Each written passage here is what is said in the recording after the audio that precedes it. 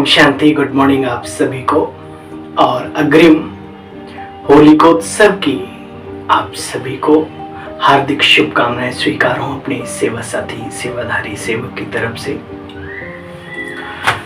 होली मनाएं, खुशियां मनाएं और एक दूसरे पर रूहानी रंग जमाएं। दिव्य गुण और दिव्य शक्तियां, दिव्यता का रंग लगाएं एक दूसरे को।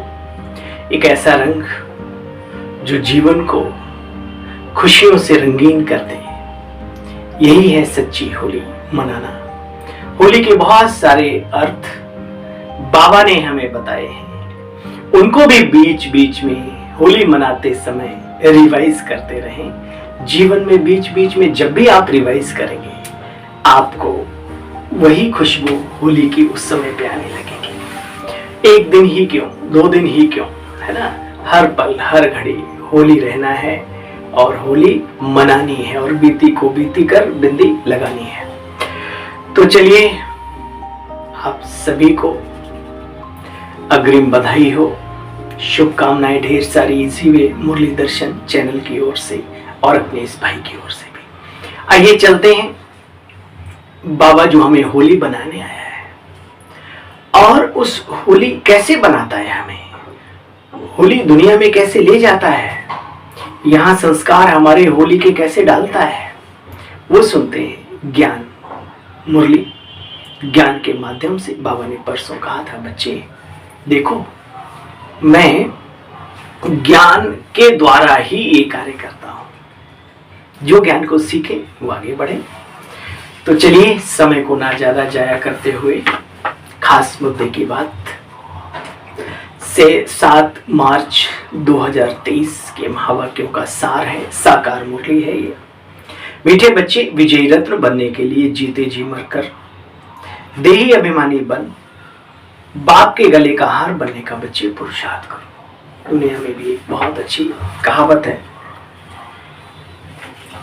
मिटा दे अपनी हस्ती को घर कुछ मर्तबा चाहे।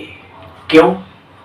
क्योंकि दाना खाक में मिलकर गुले गुलजार होता है। अर्थात जानते हैं, जब तक वो बीज अपने अस्तित्व को मिट्टी में नहीं मिलाता, अपने अभिमान को, अपनी अकड़ को, अपनी जकड़ को, अपने कठिन स्वभाव संस्कार को जब तक मिट्टी में बराबर नहीं करता, तब तक वो नए वृक्ष को जन्म नहीं दे पाता।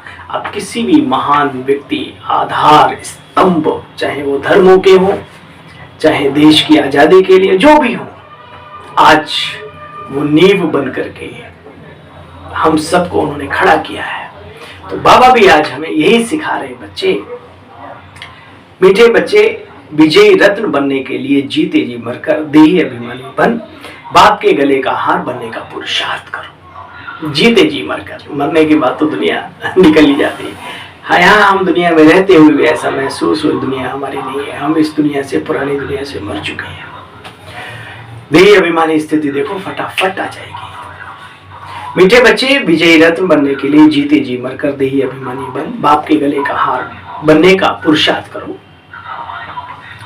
स्वदर्शन चक्र का रहस्य स्पष्ट होते हुए भी बच्चों में धारणा नंबरवार क्यों होती है? बाबा कहते हैं क्योंकि बच्चे यह ड्रामा बहुत कायदे अनुसार बना है, इसलिए टीका टिप्पणी ना अपने लिए और ना अपनों के लिए करनी अब बंद कर दो। बिल्कुल। क्यों?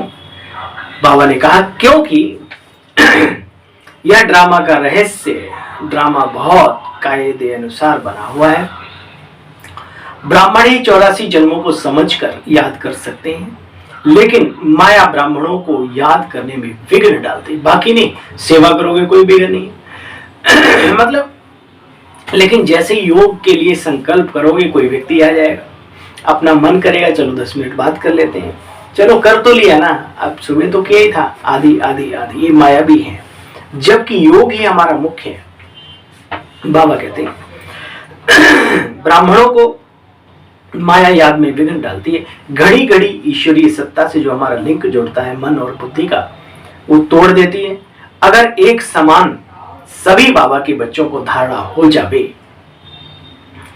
तो लाखों पास हो जाए, माला बन जाए विजयी रत्नों की, इसलिए बाबा कहते बच्चे, राजधानी स्थापन होने के कारण नंबरवार धारणा होती है।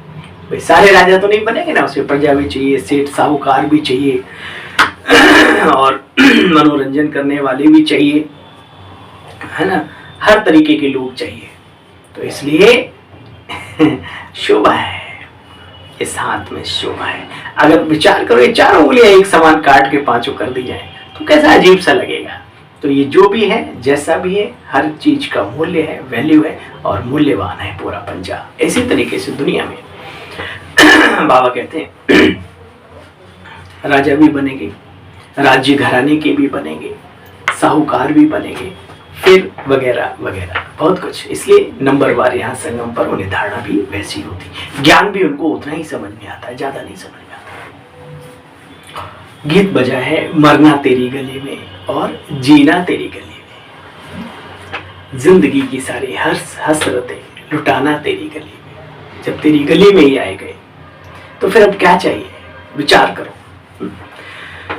आप सबके समक्ष में आता हूं। कई लोग हमारे से पूछते हैं, और सत्येंद्र भाई वो जो चैनल आपने चालू किया है, मैंने कहा कौन सा? नहीं वो चैनल, तो उसमें कुछ मैंने कैसी बातें करते हो। पर आपको रियल बात बताऊं, कोई भी कार्य हमने, आप कहेंगे वंडरफुल ये, लेकिन एक सत्य बोल रहा हूं मैं, वो भी धर्म का कार्य, धंधे के लिए नहीं किया कभी भी और ना कभी करूंगा। बाबा ने मुझे बादशाहों का बादशाह बनाया है, कुमार जीवन दिया है, इससे बड़ी उपलब्धि और जीवन में क्या हो सकती है। और जो चाहिए वो बाबा मुझे देता ही है। आप सबके साथ का, सहयोग का, आप सबके दिल की दुआओं का मैं सदा आभारी रहूंगा। हमें किसी भी चीज की कभी कोई कमी नहीं रहने देता। इसलिए मैं उनको कहना चाहता हूं, इन सब बातों से दूर हटो और बाबा को अपनाओ और बाबा के कार्य में पूरा लगे हो तो पूरा लग जाओ। फिर देखो जिन चीजों के लिए आप तरसते हैं वो तुम्हारे ऊपर बरसेंगी, बारिश होगी उन चीजों की। मरना तेरी गली में और जीना तेरी गली में। ओम शांति। बच्चों ने गीत सुना, यह है मरजीवा पने का जन्म।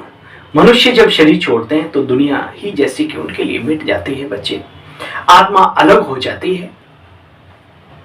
तो ना मामा ना चाचा कोई भी संबंधी। अब आप मुए, अपनी आंखें बंद तो जान में अंधकार ही अंधकार, ऐसे मानो। आप मुए मर गई दुनिया, कहावत है। तो बाबा कहते, कहा जाता है मर गया अर्थात आत्मा जाकर के परमात्मा से मिली।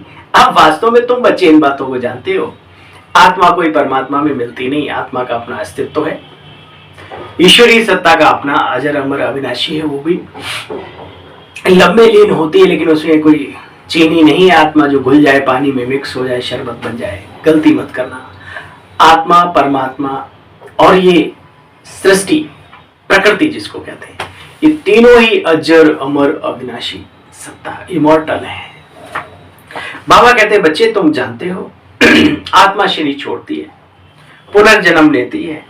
तो शरीर छोड़ने को ही मरना कहा जाता है, और फिर पुनर्जन्म ले लिया तो जन्म और मरण कहा जाता है। पिछाड़ी में जो आत्माएं आती हैं बच्चे, कम से कम हो सकता है उन्हें एक ही जन्म लेना होता है, एक ही जन्म लेना पड़े, बस वह छोड़ फिर वापस चली जाएंगी। पुनर्जन्म लेने का बड़ा बच्चे भारी हिसाब किताब है। करोड़ों मनुष्य हैं, एक एक का विस्तार से तो नहीं बाप आकर के समझाएंगे ना। एक एक व्यक्ति का वो समझे, बाबा ने होलसेल में लगभग करके सारा बताया। अब तुम बच्चे कहते हो, हे बाबा हमारी देह के जो भी संबंध हैं वे सब त्याग, अब हम तुम्हारे गले का हार बनने आए हैं।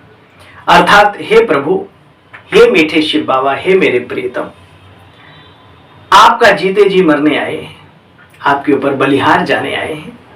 शरीर तो पुरुषार्थ तो शरीर के साथ ही बच्चे करना पड़ेगा, अकेली आत्मा तो पुरुषार्थ कर न सके। तो बाबा बैठकर समझाते हैं बच्चे, जब रुद्र यज्ञ रचते हैं वहां शिव का बड़ा मिट्टी का शिवलिंग बनाते हैं, अनेक शालिग्राम के चित्र मिट्टी के बनाते रहते हैं। अब कौन जाकर के उनको समझाए कि ना तो शालिग्राम की इतनी बड़ी आत्मा होती है, ना तो इतना बड़ा शिवलिंग जितना बनाते हैं उतना कोई परमात्मा होता है। लेकिन प्रतीकात्मक स्मृति चिन्ह है, यादगार है, महानता की यादें दिलाती हैं कि दुनिया में जो ठाकुर जी और शिवलिंग जो वो क्या नाम शालिग्राम होते हैं, ये वास्तव में निराकार आत्माओं का प्रतीक, इनकी भी पूजा होती है और 108 रत्न संपूर्णता को प्राप्त करते हैं, तो उनकी भी जैसे कि नेक्स्ट टू गॉड हो गए। तो बाबा कहते हैं बच्चे ये बड़ी गुहे बातें हैं। 33 करोड़ शालिग्राम आत्माएं वो भी कैसे बाप के कार्य में मददगार बनती हैं, तुम बच्चे जानते हो। अच्छा, अब शिव परमात्मा तो ठीक है, बाकी शालिग्राम इतने सब कौन से बच्चे हैं जो पूजे जाते हैं। अब तुम जानते हो जो बाप के मददगार बनते हैं शालिग्राम के रूप में उनकी पूजा होती है।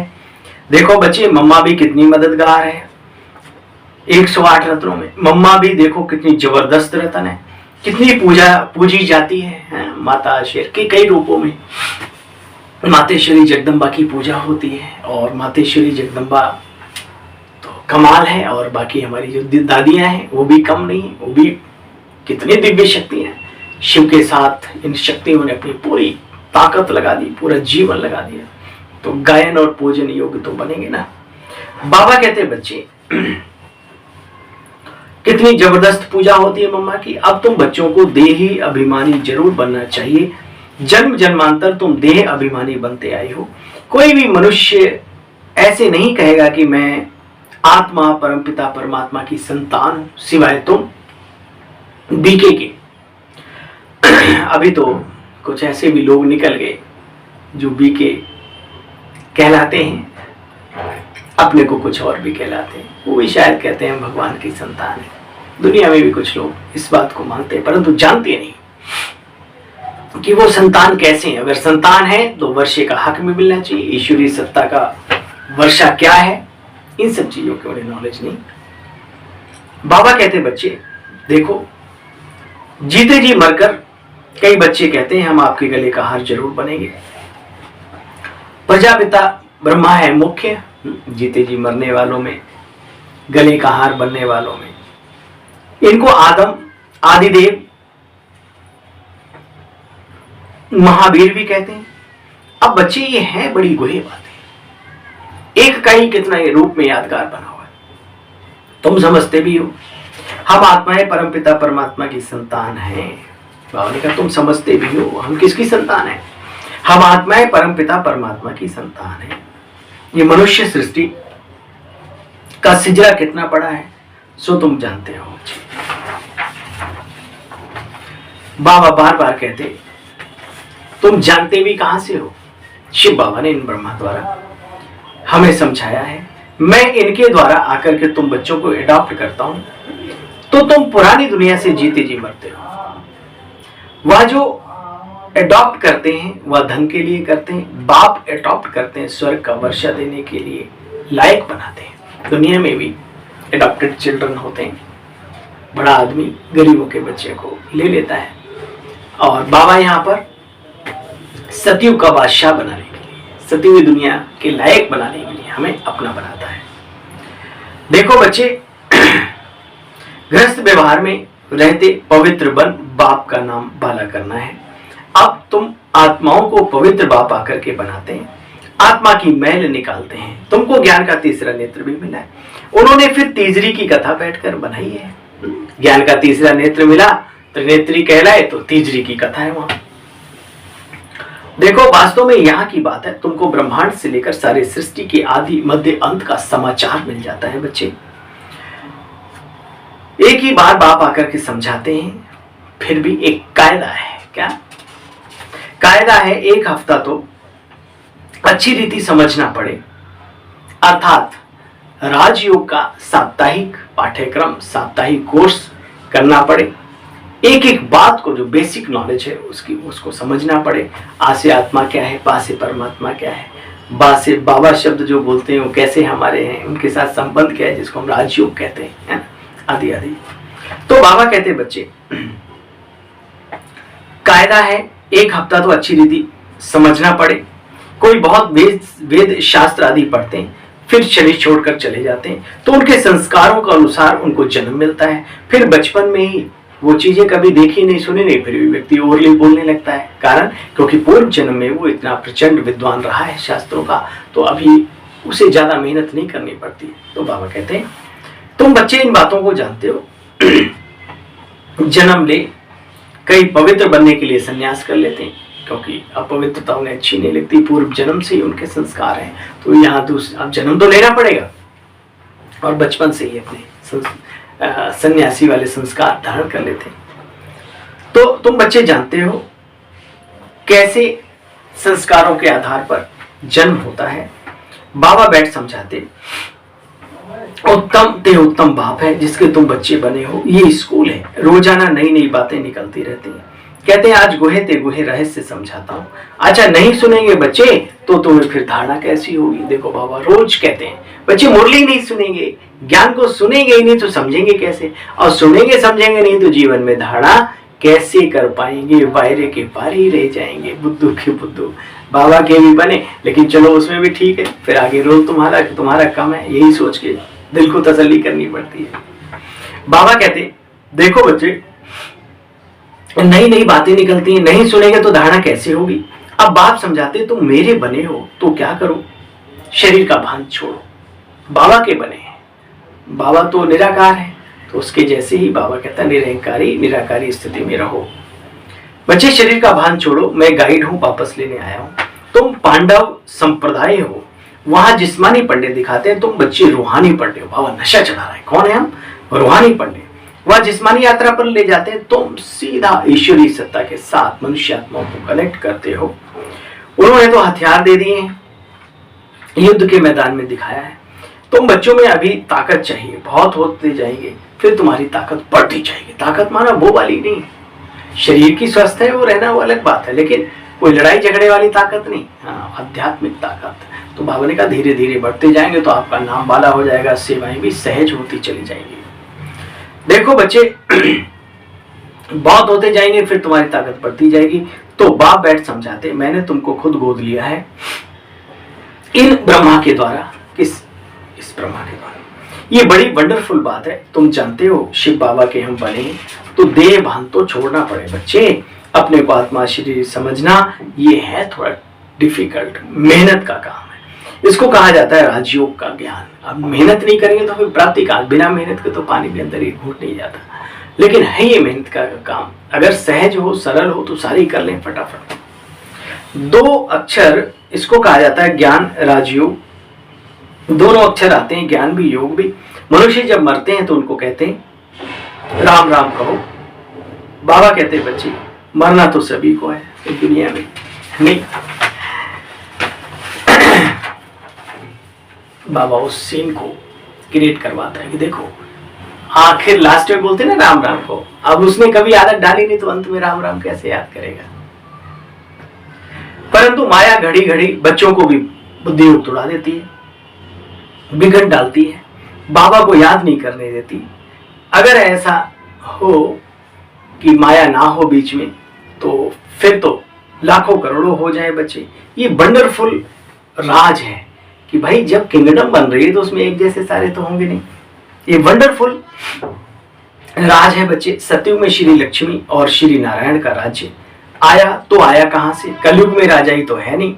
धर्म तो इस समय पर बच्चे अनेक हैं, अनेक धर्म है, लेकिन सत धर्म सत्य युग लाने वाला आदि सनातन देवी देवता धर्म वो एक ही है। ठीक है, देखो बच्चे कलयुग की रात पूरी हो, दिन शुरू होता है, फिर बादशाही चलती है। ये क्या हुआ जानते हो, अल्लाह अव्वल दिन का चिराग दिखाते हैं, कानून के खजाने निकल आते हैं, चिराग को ठका किया निकल आए।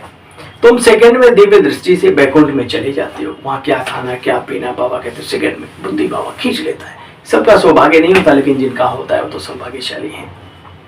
अच्छा, तुम सेकंड में दिव्य दृष्टि से बैकुंठ आदि भी दिखाते हो?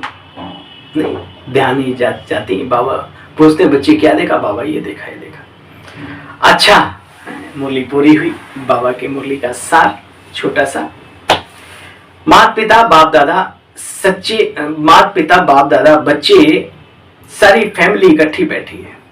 मीठे मीठे सकीले बच्चों प्रति माता पिता बाप दादा का याद प्यार और गुड मॉर्निंग। रूहानी बाप के रूहानी बच्चों को नमस्ते नमस्ते। हम सब रूहानी बच्चों की रूहानी बाबा आपको भी नमस्ते, गुड मॉर्निंग, ओम शांति। सार है, सार का भी सार। बाप समान सभी को रिफ्रेश करने की सेवा करनी। बाबा से मिलके आते कितना आत्माएं अपने को चार्ज महसूस करती। ऐसे जब आपसे कोई मिले तो भी चार्ज महसूस करे, उसको कहते हैं रिफ्रेश करना। बाप समान सभी को रिफ्रेश करने की सेवा करनी है। चातरक बन ज्ञान डांस करनी भी और दूसरों को करानी भी है। अशरीर रहने का बच्चे बार बार अभ्यास करो। आप बार बार भूलोगे, बाबा जानता है इतना आसान नहीं है। अशरीर रहने का अभ्यास करना है बच्चे। आज वरदानी बाबा का वरदान है, होली के अर्थ स्वरूप में स्थित हो, सच्ची होली मनाने वाले हाईएस्ट होलीस्ट आत्मा भव। होली अर्थात जो कुछ हुआ वो हो गया, बीती ताहि विसारी थे, आगे की सुधले। तो कितनी अच्छा होली का जो अर्थ है आध्यात्मिक, हमारे जीवन को कितना उन्नत की ओर ले जा सकता है अगर हम समझ जाए तो। होली के अर्थ स्वरूप में स्थित हो, सच्ची होली मनाने वाले हाईएस्ट होलीस्ट आत्मा भव। होली अर्थात जो कुछ हुआ हो गया वो हो लिया। जो सीन होली अर्थात होली बीत गई, बीती को बीती करने के लिए सदा ड्रामा की ढाल को यूज करो। भाई ड्रामा में जो था वो हो गया। होली का रंग पक्का तभी लगता है जब हर वक्त याद रहता है कि मैं तो होली, प्रभु की होली, बस। वह कभी ड्रामा की कोई सीन देखते, क्यों, क्या, कैसे आदि, यहाँ वहां, ये नहीं तो वो नहीं, ये सारे प्रश्न बाबा नहीं उठाते। वो कहते हैं वो आत्माएं नहीं उठाते, ये प्रश्न नहीं उठाते। ड्रामा की कोई भी सीन देखते कभी भी प्रश्नों में उलझते नहीं। सदा ज्ञान मंथन कर अपनी जो होलीएस्ट और हाईएस्ट स्टेज बना लेते हैं। उन्हें मालूम है मैं किस स्थिति में हूं और मुझे क्या स्थिति बनानी है। अच्छा, सदा ज्ञान मंथन कर अपनी होलीएस्ट स्टेज और हाईएस्ट स्टेज वो लोग बना ही लेते हैं। आज का स्लोगन है, सबसे बड़े धनवान वो हैं जिनके पास पवित्रता का सर्वश्रेष्ठ खजाना है। सुना, सर्वश्रेष्ठ धनवान वो हैं जिनके पास पवित्रता का खजाना सर्वश्रेष्ठ है। अच्छा, ओम शांति। आप सभी को बहुत बहुत छोटी होली की, बड़ी होली की, रंग वाली होली की, अग्नि की लगन जलाने वाली होली की, भाई दोनों होलियों की बहुत बहुत ढेर सारी शुभकामनाएं और बहुत सारी इतनी सारी बधाइयाँ स्वीकार हो, स्वीकार हो, स्वीकार हो। ओम शांति, ओम शांति, ओम शांति जी।